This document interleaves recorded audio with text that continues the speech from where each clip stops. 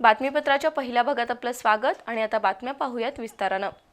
Gas सिलेंडरची टंचाई निर्माण झाल्यानं आजही कोल्हापुरातील ठिकठिकाणच्या गॅस वितरक एजन्सीसमोर नागरिकांच्या रांगा लागल्या होत्या। गॅस सिलेंडरची मागणी करण्यासाठी महिन्याभरापूर्वी नोंदणी केली, पण अजूनही गॅस सिलेंडर मिळत नाही अशी तक्रार काही महिलांनी केली।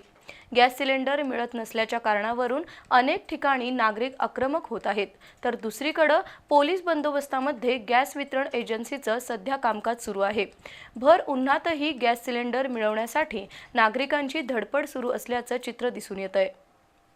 कोल्हापूरसह संपूर्ण देशात गॅस सिलेंडरची टंचाई जाणवू लागली आहे। पश्चिम आशियातील युद्धाच्या परिस्थितीमुळे भारताच्या इंधन पुरवठ्यावर विपरीत परिणाम झालाय। एकीकडे राज्य शासनानं व्यावसायिक गॅस सिलेंडर वितरण थांबवलं आहे। घरगुती गॅस सिलेंडरचा पुरेसा साठा असून नागरिकांना शिस्तबद्धरित्या घरगुती गॅस सिलेंडर दिले जातील असं शासनानं जाहीर केलंय।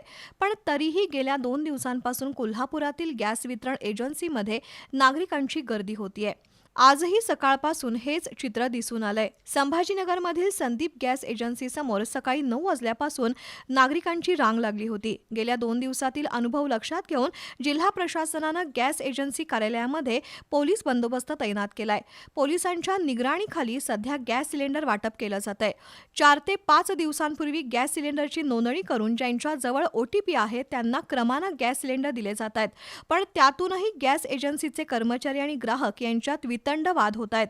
कोल्हापुरातील ठिकठिकाणच्या गॅस एजन्सीमध्ये आज असंच चित्र होतं। सिलेंडर मिळण्यासाठी लागलेल्या नागरिकांच्या रांगा आणि त्यांच्या प्रश्नांना उत्तरं देताना नाकी 9 आलेले कर्मचारी अशी परिस्थिती अनेक ठिकाणी दिसून आली। स्वयंपाकघरात गॅस सिलेंडर नसेल तर अन्न शिजवायचं कसं आणि खायचं तरी काय असा संतप्त सवाल काही महिलांनी बोलून दाखवला। बुकिंग केलं की OTP येत नाही आणि जानेवारी 1ला गॅस घेतलाय, 2.5 महिने झाले तरी गॅस देत नाही।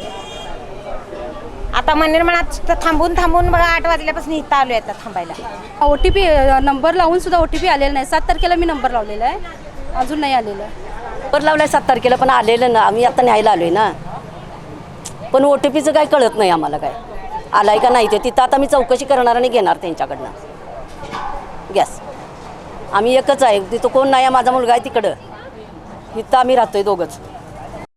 भर उन्हातही आज गॅस सिलेंडरसाठी रांगा लागल्या होत्या। एखाद्या बँकेतून पैसे मिळत नाहीत अशी बातमी पसरल्यावर ज्या पद्धतीनं त्या बँकेत पैसे काढण्यासाठी गर्दी होते आणि ती बँक डुबते, तशीच काहीशी परिस्थिती सध्या गॅस सिलेंडर वितरणाबाबत होऊ लागली आहे। घरगुती गॅस सिलेंडरचा पुरेसा साठा असून वितरण सुरळीत होईल असा दावा प्रशासनानं केला असला तरी लोकांची गॅस सिलेंडरसाठी गर्दी वाढत आहे। त्यामुळे सध्या कोल्हापुरात गॅस सिलेंडरचा प्रश्न ऐरणीवर आलाय असंच म्हणावं लागेल।